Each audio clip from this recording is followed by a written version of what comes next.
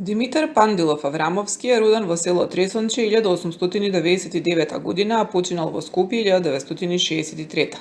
Тој е еден од најзначајните основоположници на македонската модерна уметност и најеминентен представник на импресионизмот. Дипломирал 1924 на Државната художествена академија во Софија. Работел масла, акварели и цртажи, а жанровски се определил за пејзажи, мртви природи, портрети, актови. Во почетокот го следел академизмот со благо реалистични назнаки, а подоцна се определил за импресионизмот со елементи на експресионизам на места со акциони потези.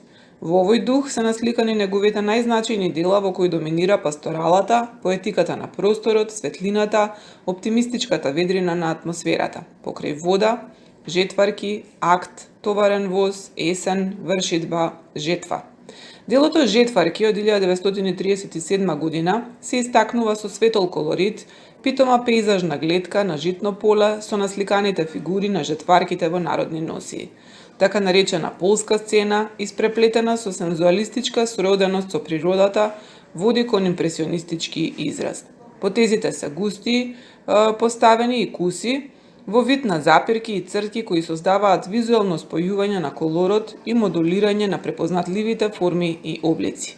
Непостојаноста на пејзажот, неговата трепетливост, лелеавоста на житото, вредната работа на жетварките и нивните брзи потези се одлично предадени во ова значајно дело на Пандилов.